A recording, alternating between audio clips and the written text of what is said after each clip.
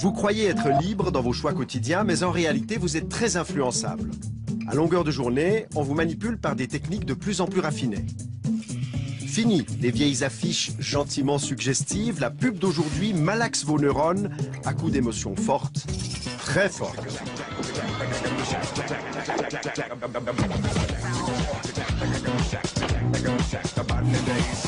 Dans l'heure qui suit, vous allez voir comment vous vous faites influencer par les slogans, les images et les étiquettes trompeuses.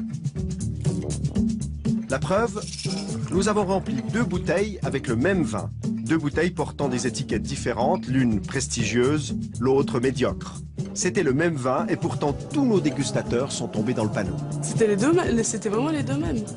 Ok. C'est pas possible. Vous êtes sûr? Oui, je suis sûr. Votre comportement est aussi très malléable. Avec quelques impulsions électriques, on peut faire de vous un brave altruiste ou un sale égoïste. Ça se pratique dans un laboratoire de Bâle où des chercheurs sont parvenus à modifier les réactions d'un spécimen en envoyant des impulsions magnétiques dans son cerveau. Vous verrez tout à l'heure que ça n'est pas de la science-fiction.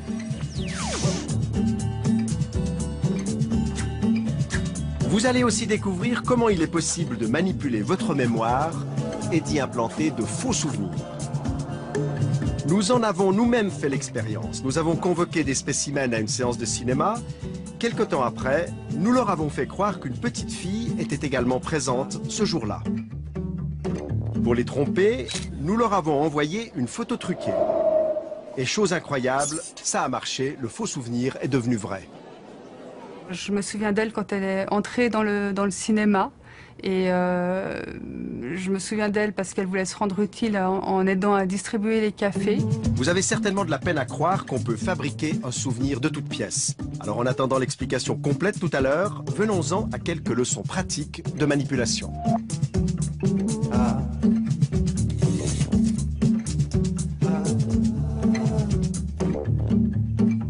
Bonsoir. Tout au long de cette émission, vous allez voir des expériences de manipulation très surprenantes.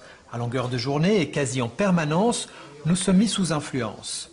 Dans ce café, par exemple, vous allez assister à une scène très banale. Un couple qui déjeune tranquillement à une table. Mais en réalité, en quelques minutes, plusieurs techniques de manipulation vont être utilisées. Regardez. J'ai trop mangé. Ça a été un petit dessert? Oh non. On a la tarte aux framboises de maman si jamais elle est succulente. Oui, bon bah finalement d'accord. Très bien. Je ferai un régime demain. Ouais. Au fait, chérie, pour cette manif sur le partage des tâches, t'as réfléchi? Écoute, franchement, défiler en tenue de ménage avec un aspirateur à la main, c'est pas trop mon truc. Mais il nous faut des hommes qui jouent le jeu dans cette manif, sinon il n'y aura pas de photos dans la presse. Enfin, bon, je veux pas te forcer, hein. Tu es tout à fait libre d'accepter ou non. Bon, d'accord. C'est vraiment pour te faire plaisir. Voilà là d'ici. Et ça c'est pour vous. Ah, bah 12 francs la mousse. J'espère que c'était des framboises bio. Bon, tu reprends un bonbon? Qu'est-ce que je bosse comme pourboire? 4 francs? Bon, allez, 5. Maintenant, on va revoir cette scène avec un psychologue spécialiste de la manipulation qui va nous la décortiquer en 3 moments clés. Ça a été un petit dessert? Oh non. On a la tarte aux framboises de maman si jamais elle est succulente. Il utilise une technique qui est bien connue et qui consiste à avoir un contact, mais pas n'importe quel contact. Contact, en général, c'est entre le coude et l'épaule, entre 1 et 2 secondes, sans effleurer, sans broyer. Et ce contact permet d'augmenter la probabilité de voir les gens faire, finalement, ce qu'on attend d'eux. Oui, bon bah finalement d'accord. Très bien. Je ferai un régime demain. Il nous faut des hommes qui jouent le jeu dans cette manif, sinon il n'y aura pas de photos dans la presse. Enfin, je veux pas te forcer, hein. Tu es tout à fait libre d'accepter ou non. Mais là également, ce qui est utilisé, c'est une technique qu'on connaît bien, qu'on appelle le « vous êtes libre d'eux » et qui consiste à doter d'un statut de décideur, de sujet libre, la personne dont on recherche le concours. Alors on peut utiliser des formules comme « évidemment vous êtes libre », mais on peut également utiliser d'autres formules comme « surtout ne vous sentez pas obligé » ou « c'est à vous de décider, c'est à vous de voir ». Dans tous les cas, on a le même résultat. Les gens déclarés libres se soumettent davantage. C'est-à-dire, en d'autres termes, ils font librement ce que vous souhaitez les voir faire et qu'ils n'auraient pas fait spontanément. Bon, d'accord. C'est vraiment pour te faire plaisir. Voilà là d'ici. ça c'est pour vous. Vous connaissez l'expression donnant, donnant. Le serveur ne fait rien d'autre qu'activer une norme de réciprocité. Il fait quelque chose pour vous qu'il n'était pas obligé de faire et il attend en retour de vous quelque chose que vous n'étiez pas obligé de faire. Qu'est-ce que je laisse comme pourboire? 4 francs? Allez, 5. Les petites techniques de manipulation sont omniprésentes dans le commerce. Le vendeur sait par exemple que l'acheteur est plus sensible à une baisse de prix affichée en pourcentage qu'en valeur absolue. Autre exemple, certaines marques de voitures diffusent un parfum sentant la voiture neuve dans leur voiture justement neuve pour qu'elles sentent encore plus cette odeur si typique de voiture neuve. Les clients adorent ça. On est dans un pays qui passe son temps à compter, mais on n'a jamais... Et à propos de clients, Sophia, vous la reconnaissez, c'est la journaliste très rationnelle de l'émission économique de la TSR.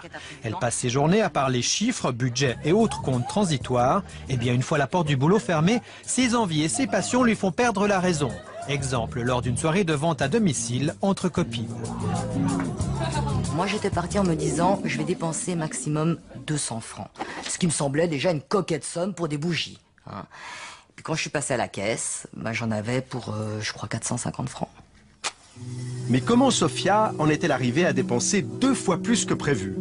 Tout s'est passé selon un scénario bien rodé. Sans s'en rendre compte, Sophia s'est peu à peu retrouvée dans un engrenage qui l'a poussée à en acheter beaucoup.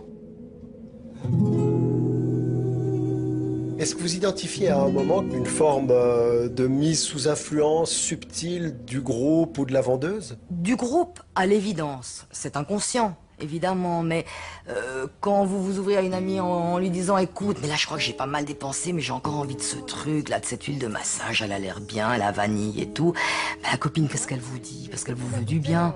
Et moi j'ai fait la même chose pour d'autres. Ben, achète, allez au point où tu en es, achète. Et puis le rôle de la vendeuse dans cette séance-là en particulier, mais finalement elle est assez effacée, elle crée un décorum et ensuite elle laisse que les choses se passent. Et de temps en temps, par petites touches comme ça, elle s'approche de quelqu'un qui est en train de lorgner du côté du catalogue et puis elle lui donne un petit renseignement. Là, elle vient vers vous et elle vous propose encore un petit quelque chose. Mais ce n'est pas très appuyé comme démarche. Donc vous n'avez pas l'impression qu'elle vous pousse à la consommation. Même si quelque part elle le fait, évidemment. Et ça n'est pas tout, car si Sophia aime les bougies, elle adore le maquillage. Une amie m'avait offert un bon pour une séance de maquillage à mon domicile. J'étais avec ma mère. Et puis cette jeune fille est venue avec une petite mallette. Elle était la représentante d'une marque de cosmétiques connue. Et d'abord elle m'a fait un maquillage et je me trouvais mais canon. Puis ensuite elle m'a dit mais vous pouvez acheter les produits. Oh, bah ça c'est bien. Et alors là la fille était vraiment active. Elle a dû flairer le pigeon. Et alors elle me disait, voyez Sophia par exemple, le crayon blanc, ça fait, si vous voulez avoir l'œil plus grand, alors je dis oui, je veux avoir l'œil plus grand. Ah ben il faut acheter ce crayon blanc. Et alors j'achète le crayon blanc. Voyez Sophia, ce mascara, alors comme celui-là, il n'y en a pas d'autre. Et j'ai envie de la croire à ce moment-là. Alors ne me demandez pas qu'est-ce qui vous pousse à la croire, je ne sais pas très bien, mais j'ai envie de la croire à ce moment-là. Et je me dis que si j'achète ce mascara, j'aurai le cil plus long. Et donc je plonge. Et je me suis retrouvée avec une ardoise de 800 et quelques francs, avec une mère décomposée à côté de moi qui me disait ma fille est folle, et j'étais un peu folle. Ouais. Pousser une acheteuse comme Sophia à mettre le doigt dans l'engrenage de la dépense, ça relève d'une habile technique de persuasion. Une technique qui a été décortiquée dans les années 60 par des psychosociologues américains.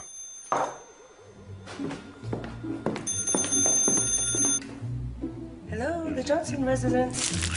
Ils se sont livrés à une expérience devenue fameuse. Ils ont d'abord appelé au hasard des dizaines de femmes au foyer et ils leur ont demandé de répondre à quelques questions simples sur leurs habitudes de consommation. Alors la technique, on l'appelle le pied en la porte. Son principe est relativement simple, obtenir peu dans un premier temps pour essayer d'obtenir davantage dans un deuxième temps. On demande aux ménagères de répondre à quelques questions, anodines, 8 questions, on répond volontiers, alors que ce que l'on cherche à obtenir, c'est tout autre chose. Effectivement, quelques jours plus tard, les pseudo-enquêteurs ont rappelé ces mêmes ménagères pour leur demander d'accueillir chez elles des investigateurs chargés d'inventorier tous les produits qui se trouvaient dans leur placard. Okay, that's fine. L'opération devait durer plusieurs heures et la maison entière devait être passée au peigne fin. Hello, Mrs. Johnson. Bref, la visite promettait d'être pour le moins envahissante. Pourtant, la majorité des femmes contactées a accepté cette invasion sans sourciller. Que montre la recherche? Elle montre que si on avait directement demandé aux gens, aux ménagères, de recevoir cette équipe d'enquêteurs, la probabilité aurait été relativement faible, 23%. Maintenant, si au lieu de leur demander directement de recevoir cette équipe de plusieurs hommes, on leur pose quelques questions par téléphone, encore une fois 8 questions anodines, et si ensuite, et seulement ensuite, on leur demande de recevoir l'équipe d'enquêteurs, dans la recherche c'est quelques jours après, alors la probabilité passe de 23% à 53% à accepter, plus de 2 fois plus, le gain est donc considérable. Comme quoi, la technique du pied dans la porte, s'il vous plaît, ça marche. Aux États-Unis toujours, mais en 1972 cette fois-ci, le psychologue social Harris tenta un pied dans la porte très simple. Dans la rue, il commença à demander l'équivalent de 2 francs suisses aux passants. Il justifia cette demande en disant qu'il n'avait pas assez d'argent pour prendre le bus. Très peu de personnes répondirent positivement à sa demande. Ensuite, il changea de tactique. Il commença d'abord par leur demander l'heure. Ainsi, il reçut beaucoup plus d'argent. Presque 40 ans après, l'expérience de Harris, est-ce que ça marche encore? Eh bien, c'est ce qu'on va tester ici à Lausanne avec des Lausannois. Pour commencer, je vais directement leur demander une petite piécette. Bonjour monsieur, vous auriez 2 francs, c'est pour prendre le bus. Non, désolé. Bonjour madame, vous auriez 2 francs, c'est pour le bus. Vous auriez 2 francs, c'est pour prendre le bus. Non, je fais pas de... Ah bah je peux aller à pied pour monsieur. Bonjour, vous auriez 2 francs, c'est pour prendre le bus. Dans ce premier cas de figure, seuls 10% des passants ouvrent leur porte-monnaie. C'est gentil. Bon bah je suis pas encore riche, hein, mais maintenant on va essayer autre chose. Je vais commencer par leur demander l'heure, une demande qu'ils ne peuvent pas refuser, et ensuite je vais en profiter pour leur demander un petit peu d'argent. On va voir ce que ça donne. Bonjour madame, est-ce que vous pourriez me donner l'heure s'il vous plaît? Oui. C'est 80. 80. Est-ce que vous pourriez également me donner 2 francs pour le bus s'il vous plaît? Non. Tant pis. 25. 4 à 25. Est-ce que vous auriez juste 2 francs pour le bus? Je sais pas. Dans ce deuxième cas de figure, 40% des passants, soit 4 fois plus que tout à l'heure, sont prêts à donner de l'argent après avoir donné l'heure. Voilà. Merci beaucoup. De rien. Au revoir. Au revoir. Et un de plus. J'ai pas de monnaie du tout. Désolée. Tant pis. Au revoir. Cette proportion de 40%, on la retrouve dans la plupart des études scientifiques. C'est vrai? C'est gentil. Parfait. Merci beaucoup. Au revoir. Eh ben, incroyable, ça marche. J'ai 6 francs dans les mains. Alors la prochaine fois, si vous avez quelque chose à demander à votre femme ou à votre mari, vous avez intérêt à leur demander l'heure d'abord. Chérie, j'ose te demander l'heure, s'il te plaît? Bien sûr, mon ange. Il est 22h35. Merci. J'ose te demander le livre sur les couples qui durent. Je me suis dit que ce serait bien que je le lise aussi. Bien sûr, mon lapin. Tiens, le voilà. Merci.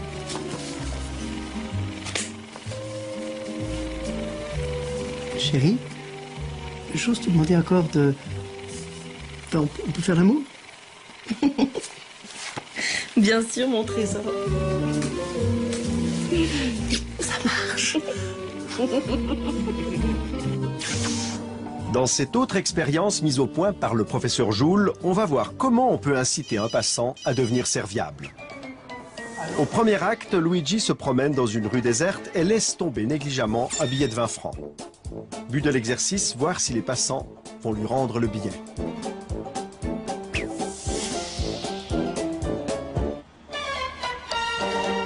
Il court.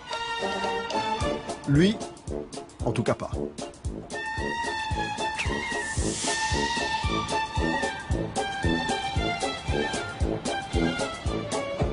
Et celui-là non plus, de toute évidence.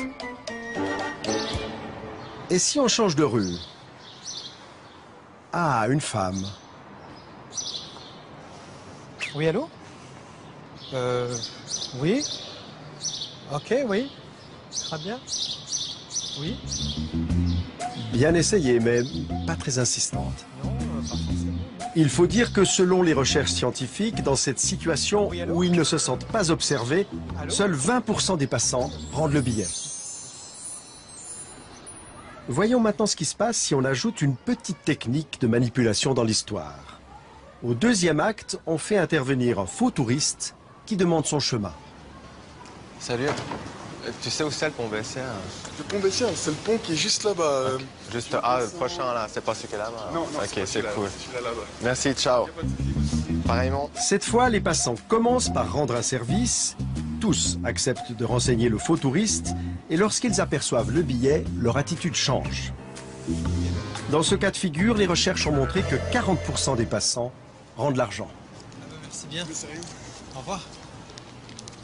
Tout se passe comme si le premier comportement avait permis à la personne d'établir un lien entre ce qu'elle a fait et ce qu'elle est, à savoir serviable.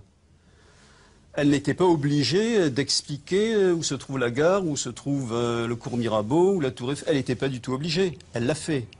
Elle ne l'a pas fait pour obtenir une récompense. Elle ne l'a pas fait pour éviter une punition. Et donc, elle va en inférer que finalement, si elle l'a fait, c'est parce qu'elle est quelqu'un de serviable. Et au coin de la rue, voilà une opportunité qui lui permet effectivement de se montrer qu'elle est effectivement serviable. Suivez le pavé. Ok. Merci beaucoup, monsieur. Au revoir. Lorsqu'on demande aux gens pourquoi vous avez réagi de cette façon-là, et les gens se drapent dans leur dignité pour vous dire mais enfin je suis comme ça. C'est dans ma nature d'eux. Vous voyez, donc il n'y a pas forcément conscience du processus par lequel ils ont été amenés à faire ce qu'ils ont fait. Mais ils en appellent directement à ce qu'ils sont. C'est gentil. En d'autres termes, cessez de croire que vous êtes serviable et demandez-vous plutôt ce qui vous pousse à l'être. Merci beaucoup, madame. C'est gentil. Merci. Quand il s'agit de manipulation, on peut dire que l'habit fait le moine. En effet, si vous voulez augmenter la valeur d'un produit et le vendre plus cher, n'hésitez pas à soigner son emballage. Une expérience a démontré que le même article de journal mis en page dans le canard à sensation Le Blick ou dans la très respectée NZZ peut être à la fois considéré comme très léger ou au contraire comme très sérieux. Mais s'il y a un domaine où l'emballage compte, c'est celui du vin. Petite expérience de manipulation. Je vous laisse vous asseoir. Bienvenue à l'école hôtelière de Genève. Donc l'idée aujourd'hui, c'est de vous faire déguster 4 pinots noirs de régions différentes. Vous allez les goûter les uns après les autres, me donner votre impression rapide, et puis à la fin, le meilleur des 4 et puis le moins bon. Pour cette dégustation expérimentale, il faut d'abord sélectionner 2 bouteilles contenant des vins très différents. En l'occurrence, un pinot noir suisse-allemand, jeune et peu connu, et un bourgogne millésimé 2005, reconnu pour être un excellent cru. On remplit les 2 bouteilles avec un 3e vin de même cépage, mais d'une toute autre provenance. Le même vin, de qualité moyenne, va donc se retrouver dans les 2 bouteilles, l'une à l'appellation prestigieuse, l'autre de réputation médiocre. Et pour brouiller les pistes, on ajoute 2 autres bouteilles, dont le contenu, cette fois, correspond à l'étiquette. On va commencer par un pinot noir de Suisse alémanique, qui est en 2009. On commence avec une première apprentie dégustatrice.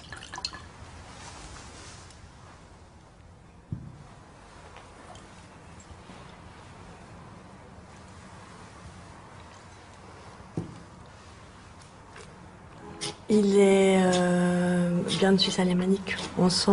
Vous sentez là? Qui rappelle les terroirs de là-bas. Bon, bah c'est déjà bien parti. Suivante. Moi, je dirais qu'il est très léger. Très léger, comme ça, noir. Il n'a pas beaucoup de tanin. Il y a une petite acidité qui me gêne un peu. Le premier goût, ouais. Un peu sur le retour. Très bien. On vous fait grâce des appréciations sur le 2e vin qui nous intéresse moins. Et on passe à la 3e bouteille. Donc le 3e va être un Gevrey-Chambertin, un premier cru en Bourgogne, 2005. Ce grand Bourgogne qui, rappelez-vous, est exactement le même vin que celui de la première dégustation.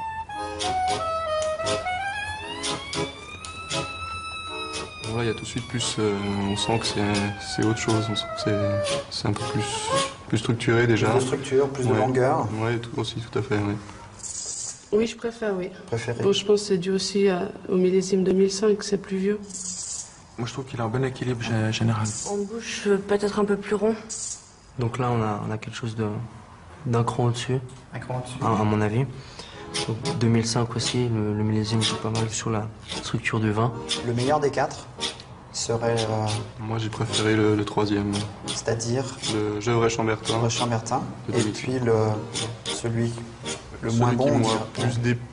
Moins plus, c'est le Suisse allemand de 2009. Le premier. Donc le Suisse allemand, le premier, en 2009. Comme Boris, certains étudiants ont à la fois détesté et adoré le même vin. La faute à l'étiquette et à tout ce qu'elle représente. Le premier, c'était un vin de Suisse alémanique. Donc on peut dire peut-être des préjugés négatifs parce qu'on ne connaît pas le produit. À l'opposé, le Gevrey-Chambertin, c'est un des vins les plus connus au monde, qu'on soit expérimenté ou pas, et on va se laisser influencer. Donc on va mettre dès le départ la barre un petit peu plus haut avec cette étiquette. Je pense que tout le monde peut se faire avoir, qu'on soit bon ou mauvais. Et en l'occurrence, ici, vous aviez d'excellents étudiants. Mais que ce soit ces étudiants-là ou d'autres personnes, on peut très bien se faire avoir avec cette présentation, cette mise en scène des étiquettes. Bon, allez, il est temps de leur dire la vérité. Mais en réalité, il y avait 2 fois le même vin dans ces bouteilles. Qu'est-ce que ça vous fait? C'était vraiment les deux mêmes. Ok. C'est pas possible. Si, c'est possible. Vous êtes sûr? Oui, je suis sûr. C'est fou. Ça vous semble fou? Ouais. Ça fait peur un peu. Le manque d'objectivité par rapport à ça, c'est étonnant. Vous, Boris, vous êtes plutôt du genre influençable dans la vie?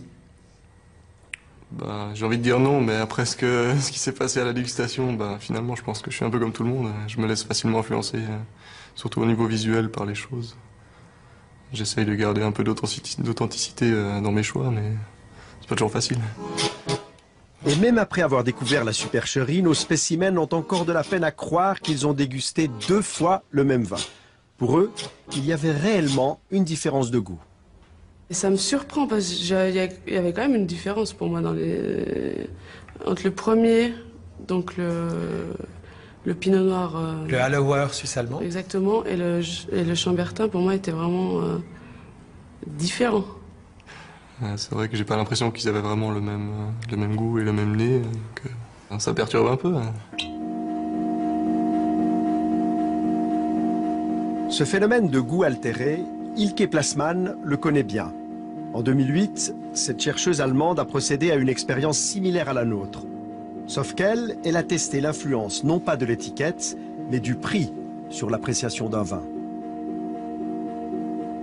Dans son laboratoire de neurosciences, elle a fait goûter le même cru, affiché à des prix différents, à plusieurs spécimens qui ont siroté à l'aide d'un petit tuyau leur verre de rouge dans un scanner.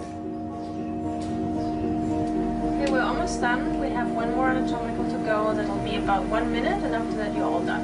All right? Ilke Plasman a ainsi pu dépister les réactions cérébrales des dégustateurs et trouver des réponses à ces hypothèses de départ. Nous avions 2 hypothèses différentes. L'une était que si le vin est plus cher, on l'apprécie davantage. C'est ce que nous appelons rationaliser. On goûte et on se dit, celui-là est cher. Il devrait donc être meilleur que le vin bon marché. Notre deuxième hypothèse était que la différence de prix peut modifier la perception elle-même du goût. Nous avons découvert que sur un plan neurologique, le prix de la bouteille change véritablement la manière dont les goûteurs perçoivent la saveur du vin. Donc ils ne pensent pas seulement que le vin cher est meilleur, ils le ressentent aussi, parce que la partie de leur cerveau qui détecte les sensations et les saveurs agréables leur en donne le signal neurologique.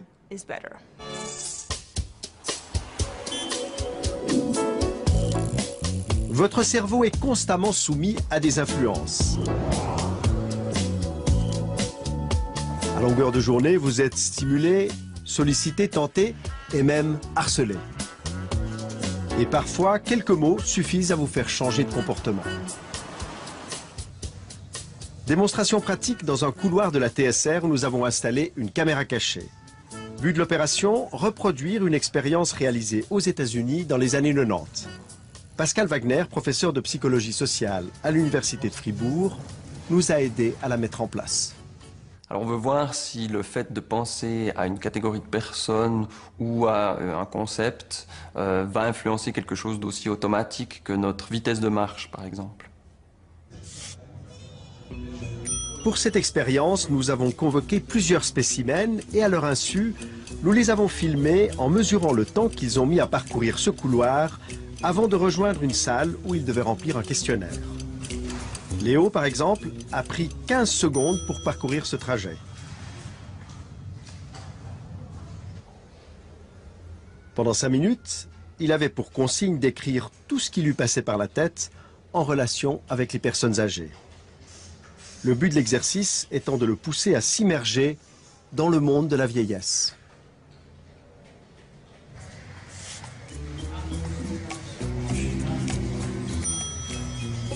Une fois l'exercice terminé, nous avons calculé le temps que Léo a passé pour parcourir le couloir dans l'autre sens.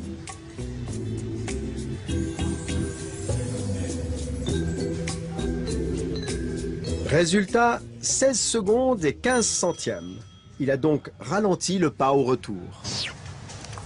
Et même si elle est minime, cette différence est significative. Elle n'est pas l'effet du hasard. L'exercice a été répété plusieurs fois et la plupart des personnes testées ont marché plus lentement sur le trajet du retour. Le fait de penser aux personnes âgées va forcément nous faire penser à des choses stéréotypiques des personnes âgées. Quand on pense aux personnes âgées, on pense plutôt par exemple à la lenteur de déplacement. Et donc, le fait de penser à cette lenteur aurait un effet direct sur notre comportement, un effet inconscient. Le fait d'évoquer la lenteur nous ferait nous-mêmes nous déplacer plus lentement.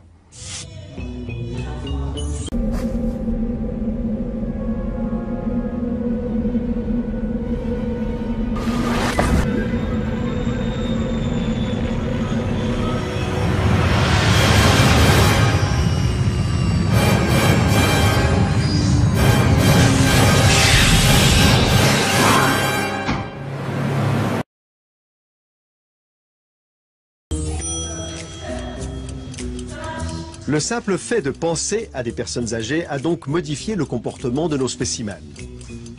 Changeons maintenant les données du jeu.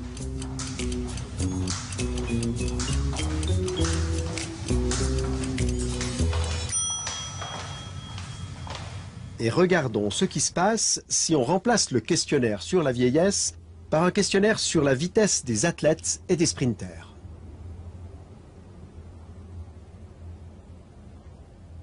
À bientôt. Ok, merci, au revoir. Vanessa avait mis 17 secondes à l'aller. Combien de temps va-t-elle prendre au retour?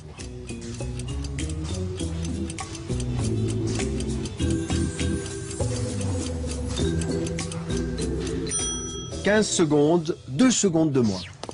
Cette fois aussi, nous avons répété l'exercice plusieurs fois. Et aussi fou que cela puisse paraître, selon le questionnaire qu'ils ont reçu, nos spécimens se sont transformés en vieillards ou en sprinters. Oui, fais attention, non? C'est tous des effets qui sont très étonnants, alors qu'ils ne sont pas de trop longue durée, heureusement. Et par exemple, ou de penser à l'agressivité, ça nous rend un peu plus agressifs. De penser au chaud ou au froid, ça change un peu notre évaluation des autres. On les perçoit comme plus chaleureux ou plus froids, justement. Et donc, c'est tout à fait étonnant, ces effets de nous penser sur notre comportement. D'abord parce qu'ils sont inconscients, donc on ne remarque pas du tout ces influences-là. Et elles peuvent être nombreuses. Et c'est étonnant aussi dans notre société un peu individualiste, où on a l'impression que l'individu est responsable de ses actes, est maître et responsable. Et là, ça montre que pratiquement chaque pensée qui nous vient de l'extérieur peut nous influencer quand même. C'est presque inquiétant d'imaginer ça. Alors oui, ça pourrait, dans un régime effectivement dictatorial où l'amorçage devient des slogans qui sont toujours les mêmes et à toute heure du jour et de la nuit, bien sûr que ça pourrait avoir des effets beaucoup plus grands.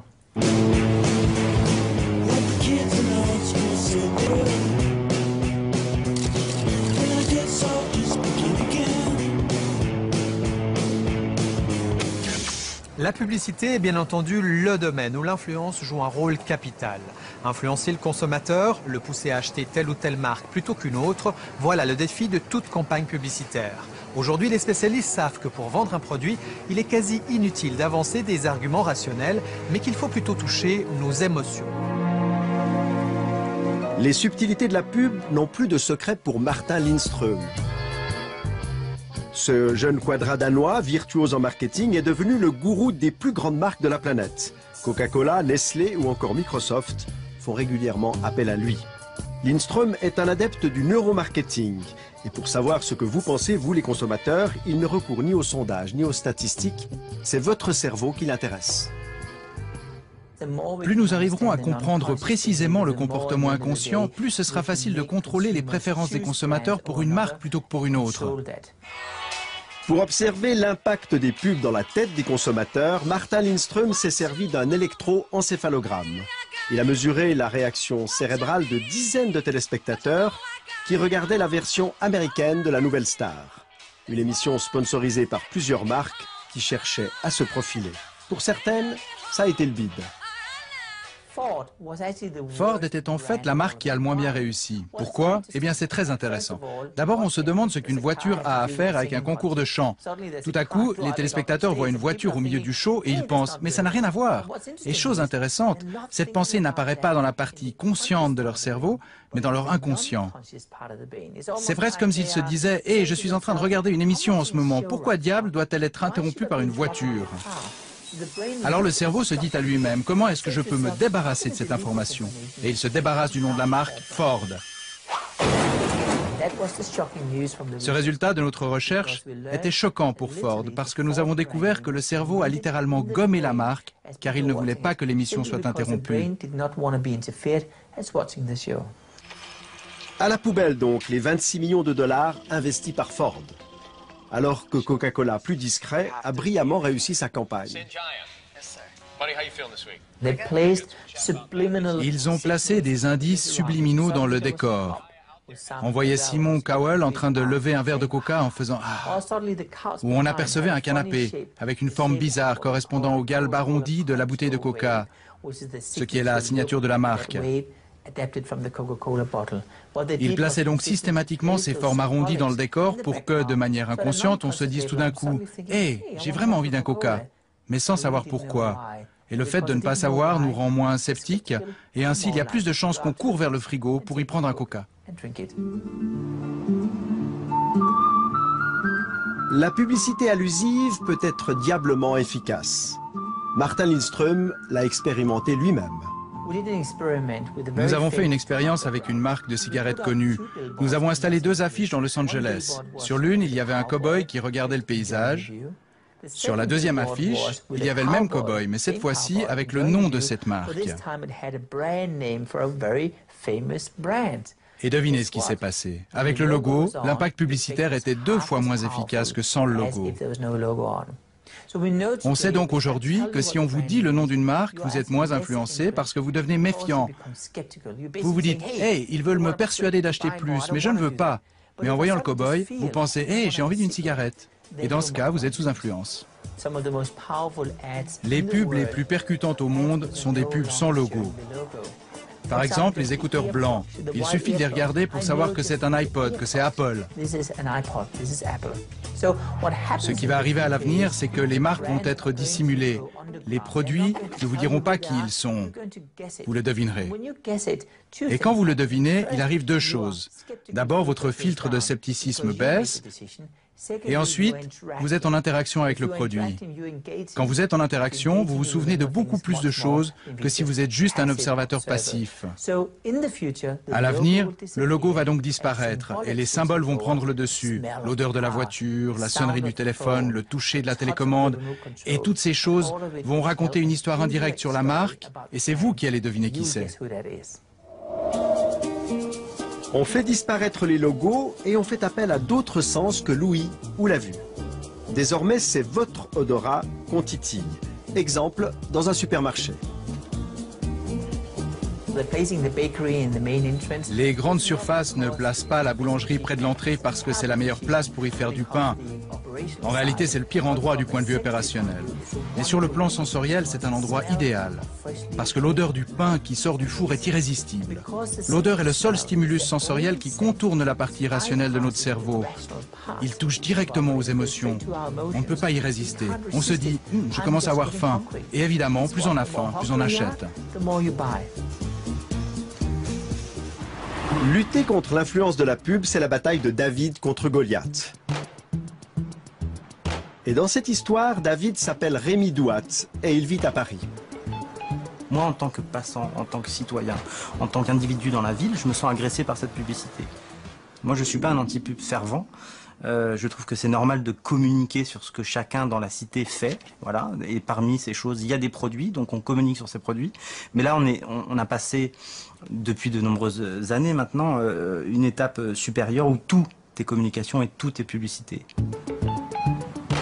Lorsqu'il se promène en ville, Rémi a l'habitude de passer tout droit devant les vitrines qui pourraient le séduire.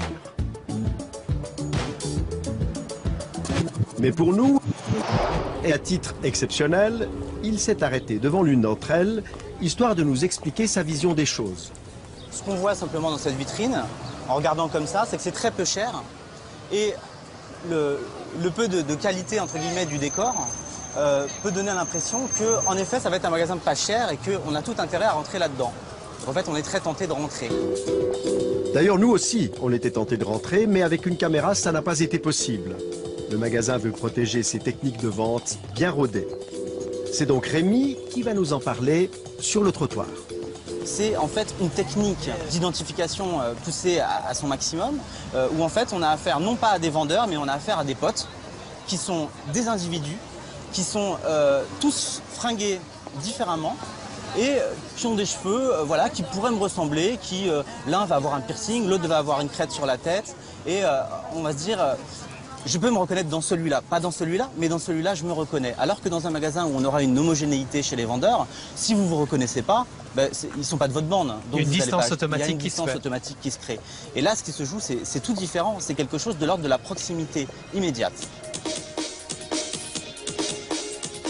Je me sens manipulé, mais je résiste, quoi. Je résiste. Alors, c'est une démarche personnelle qui consiste à se dire, attention, qu'est-ce que je suis en train de voir, qu'est-ce que je suis en train d'entendre, et qu'est-ce que j'en fais.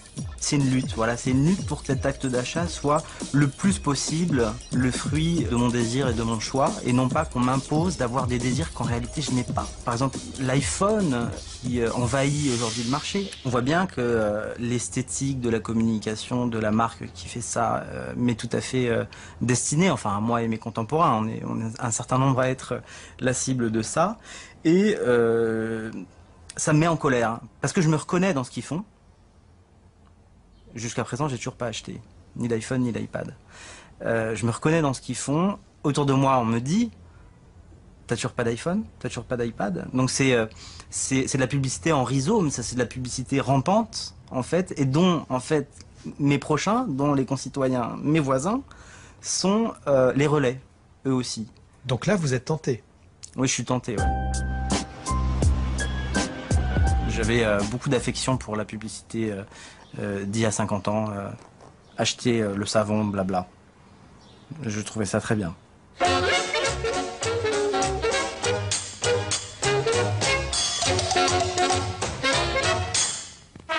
ça presse, quand ça presse, quand ça presse, pour toute la lessive entre deux, quand ça presse, c'est avec Express Liquide que ça va le plus vite. Parce que c'est déjà liquide. Express Liquide pour le lavabo et aussi pour la machine à laver. Une publicité a atteint son but si on se souvient d'elle, si elle reste marquée dans notre mémoire. La mémoire, c'est justement un espace qu'on a cru pendant longtemps inviolable. Mais en réalité, aujourd'hui, les chercheurs savent que nos souvenirs sont malléables et qu'il est donc possible de les manipuler. Le professeur Martial van der Linden de l'Université de Genève est un des quelques spécialistes mondiaux de la mémoire et de ses mécanismes.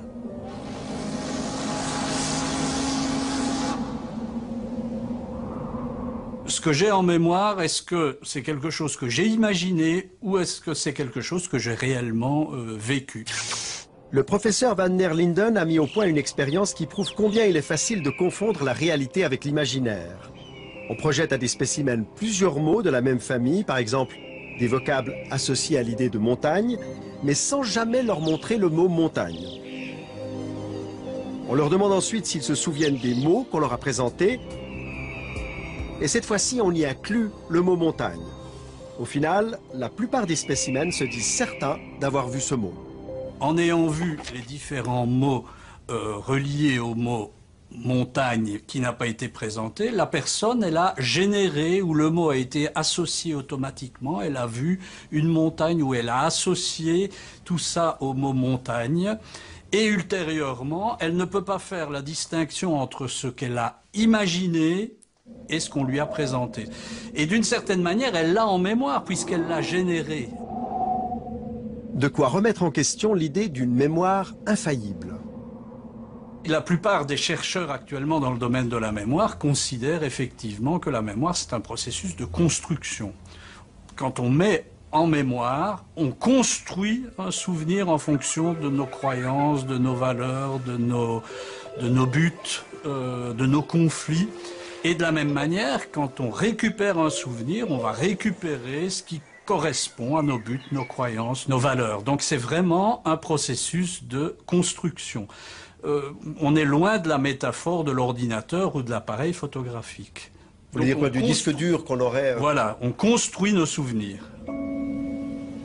Une chercheuse américaine a poussé l'exercice plus loin. Elle a réussi à implanter sciemment dans la mémoire de plusieurs personnes le souvenir d'événements qui ne s'étaient jamais produits. L'une des choses qui m'a impressionnée, c'est que lorsque nous avons essayé d'implanter des souvenirs totalement faux dans la tête des gens, j'ai pu constater à quel point c'était facile à faire. Par exemple, nous avons réussi à faire croire à des gens que lorsqu'ils avaient 5 ou 6 ans, ils s'étaient perdus dans un centre commercial, en leur mentionnant un lieu précis et en citant des personnes présentes. Nous avons réussi à ce que ces gens se souviennent de cette expérience qui était totalement inventée. Et pour y parvenir, nous leur avons dit que leur mère ou leur père nous avait raconté ce qui leur était arrivé quand ils avaient 5 ou 6 ans. Et nous leur avons demandé ce dont ils se souvenaient. Ensuite, nous leur avons raconté quelques détails de cette histoire inventée, cette expérience de s'être perdu, d'avoir peur, d'avoir pleuré, et puis d'avoir été retrouvés et remis à leur famille. Quand nous avons fait ça pour la première fois dans les années 90, une personne sur 4 a cru à notre histoire et s'est mise à se souvenir partiellement ou totalement de cet événement inventé. Dans une autre expérience, des chercheurs ont emprunté une photo tirée de l'album familial de plusieurs spécimens. À partir de cette image et grâce à un montage, ils ont créé de toutes pièces une photo représentant un tour en montgolfière. Quelques jours après, les scientifiques ont demandé aux spécimens de se replonger dans leur enfance et de commenter leur album. En voyant la photo truquée, une bonne partie d'entre eux se sont souvenus de leur voyage en montgolfière alors que celui-ci n'avait jamais eu lieu. Et plus étonnant encore, ils l'ont raconté avec de nombreux détails. Nous avons donné un nom à ce phénomène. C'est une inflation de l'imagination. Parce que notre recherche a démontré qu'en incitant par exemple des gens à imaginer qu'ils étaient tombés quand ils étaient petits et avaient cassé une vitre avec leurs mains, on les amène à être plus confiants et à croire plus tard que cet événement est réellement arrivé. C'est donc à ça que peut aboutir l'imagination. Et lorsqu'on demande plus tard à ces gens s'ils ont cassé une fenêtre, ça résonne en eux comme quelque chose de familier. Ils croient que c'est vraiment arrivé. Mais cette familiarité est due au fait qu'on leur a fait imaginer cet événement en les aidant à construire ce processus imaginaire. Nous avons essayé, nous aussi, d'implanter un faux souvenir dans la tête de quelques spécimens avec lesquels nous avions tourné une séquence dans un cinéma.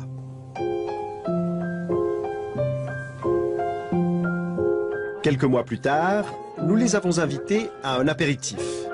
À cette occasion, nous leur avons raconté une fausse anecdote soi-disant survenue lors du tournage. Nous leur avons fait croire que Luna, une petite fille devenue notre complice pour l'occasion, était présente dans le cinéma ce jour-là. Moi, je me souviens de toi, Luna. Et qu'elle avait renversé du café sur le pantalon de Luigi. Heureusement que tu te rappelles toi aussi. Au cinéma. Vous étiez là, vous, quand Luna nous servait les cafés, puis c'est avant qu'on tourne, quoi. C'était la Elle a honte. renversé le truc. Pour bien implanter ce faux souvenir dans leur mémoire, nous avons utilisé une vraie photo du tournage, mais en y ajoutant la petite Luna. Durant l'été, nous avons envoyé ce photomontage parmi d'autres photos souvenirs à nos spécimens. À l'automne, nous leur avons demandé de nous raconter quelques anecdotes sur le tournage. Bonjour. La présence de la petite Luna, allait-elle faire partie de ces souvenirs? Notre expérience a-t-elle marché? Quand je suis arrivée, elle devait être à la caisse. Donc je l'ai juste aperçue. Elle était dans la cage à l'entrée, où il y avait les biscuits, où on servait les cafés. Hein. Mais après, je me rappelle vraiment pas. Caroline, elle, ne se souvient pas de la tache de café, mais elle garde un souvenir très précis de Luna. Alors, Luna, je m'en souviens plutôt comme une petite fille un peu timide. Je l'ai pas personnellement beaucoup côtoyée pendant cette journée-là. Je me souviens d'elle quand elle est entrée dans le cinéma. Et je me souviens d'elle parce qu'elle voulait se rendre utile en aidant à distribuer les cafés. Donc elle a été rejoindre Chloé dans la petite cuisine et à la cafetière. Et par la suite, je l'ai personnellement pas beaucoup vue, mais je me souviens d'un moment en fait où elle était un peu recroquevillée vers Chloé, un peu... Donc je l'ai sentie assez timide en fait, et c'est l'image que j'en ai gardée d'elle. C'était une petite fille, visage un peu triste, en tout cas un peu fermé vers la machine à café. Durant cette interview, ce qu'on a essayé de faire avec vous, c'est de vous faire rappeler d'un souvenir qui est faux. Parce que la petite fille qui est sur cette photo, c'est une photomontage. C'est un photomontage. Il n'y a jamais eu de petite fille ce jour-là au cinéma. J'y crois pas. On l'a inventée de toutes pièces, cette petite fille. Et peu à peu, vous êtes arrivé à vous en souvenir. Si c'est vrai, je tombe des nues et je me rends compte à quel point on est manipulé. Et là, ça me vexe un petit peu, en fin de compte. Si c'est vraiment vrai, je sais plus trop où est la vérité de la fiction. Et je suis impressionnée de voir à quel point on peut croire à une histoire aussi facilement. C'est-à-dire que la manière dont ça a été discuté, qu'on en a reparlé, pour moi, ça avait vraiment eu lieu. Ça avait vraiment eu lieu, même si je l'avais pas vu moi-même. Et heureusement que j'ai pas essayé de faire croire que je l'avais vu moi-même, parce que sinon je me sentirais encore plus mal. Mais c'est comme si vous vous en rappeliez de cette petite fille ce jour-là. Complètement, tout à fait. Et j'ai vraiment l'impression, mais non, elle était là, je suis sûre qu'elle était là. Parce que je la revois vraiment vers la machine à café, donc j'ai vraiment cette image extrêmement présente à l'esprit. Donc j'ai de la peine à imaginer qu'elle puisse ne pas avoir été là ce jour-là. Pour vous, elle était là? Pour moi, elle était là. Comme Caroline, personne n'est à l'abri d'un faux souvenir. Et votre mémoire en est certainement pleine. Vous pouvez donc vous demander comment faire pour distinguer un souvenir réellement vécu d'un souvenir inventé.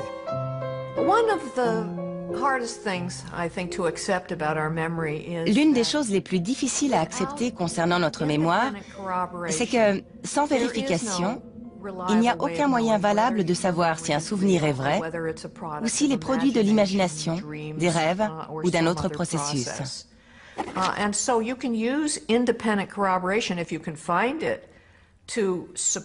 Alors si on trouve un événement objectif qui prouve que le souvenir est faux, par exemple une impossibilité sur le plan géographique, biologique ou psychologique,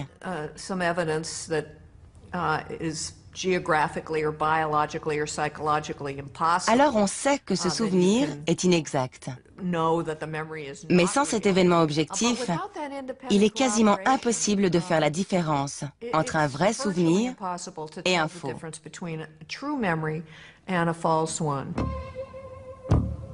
On peut donc aisément manipuler la mémoire, mais plus surprenant encore, il est aujourd'hui possible de modifier le comportement de quelqu'un en stimulant son cerveau.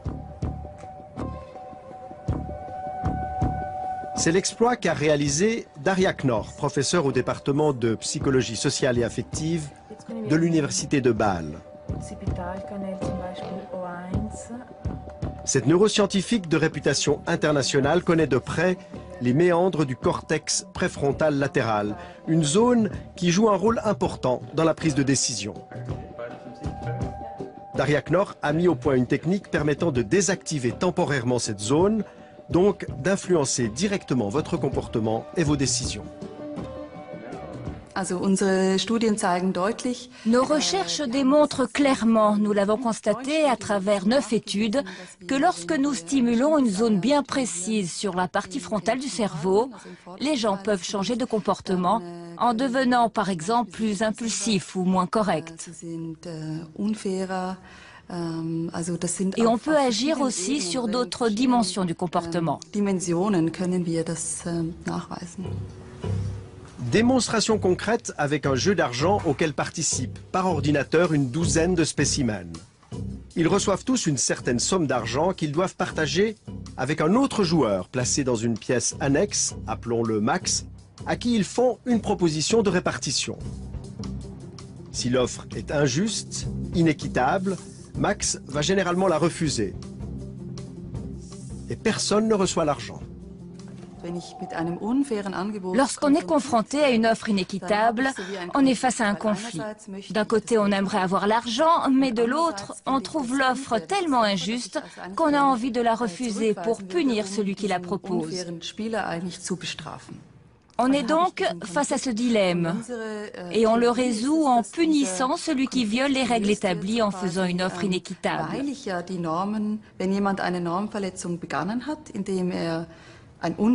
Mais pour le punir, il faut pouvoir contrôler ses propres pulsions égoïstes et rejeter l'offre, donc renoncer à avoir l'argent.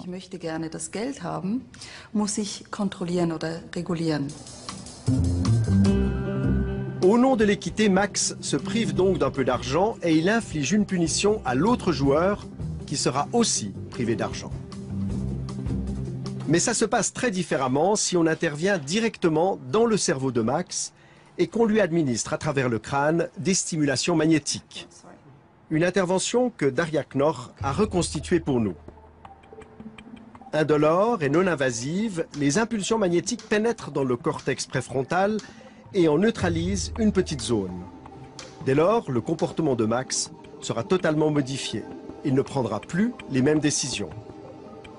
Après la stimulation, il accepte toutes les offres de partage, même les plus inéquitables. La personne testée reçoit des impulsions qui désactivent temporairement les fonctions de la partie frontale du cerveau. Cette personne est ainsi plus capable de punir l'autre, elle veut l'argent pour elle, très égoïstement. Et ça lui est complètement égal de savoir si le comportement des autres est équitable ou pas. Après cette intervention, Max est donc devenu égoïste. Mais rassurez-vous, ce changement de comportement n'a été que très éphémère, puisqu'au bout d'une quinzaine de minutes, Max est redevenu lui-même. De telles manipulations du cerveau ont de quoi faire frémir. Utilisées dans un but malveillant, elles favoriseraient les pires applications. Mais elles peuvent aussi servir à des fins thérapeutiques. En stimulant certaines zones du cortex, il est possible de limiter les addictions, d'atténuer les troubles alimentaires ou les toxicomanies. Et les techniques d'influence mises au point par les psychologues sociaux sont aujourd'hui utilisées dans des campagnes de santé publique. Par exemple, pour inciter les gens à se faire vacciner ou à faire don de leurs organes. La manipulation n'est donc qu'un outil, tout dépend comment on s'en sert. Nous voici arrivés à la fin de l'émission. J'espère qu'elle vous aura permis d'être un tout petit peu plus conscient de toutes les sollicitations auxquelles nous sommes confrontés à longueur de journée. Et comme disait l'autre, un homme averti en vaut deux. Pour ceux qui veulent revoir l'émission ou avoir des compléments d'information, vous pouvez retrouver Spécimen sur notre site internet ou sur notre page Facebook. Votre prochaine émission sur le comportement humain, c'est le mois prochain. Nous allons observer de très près notre rapport à l'argent. Excellente soirée à tous, à bientôt.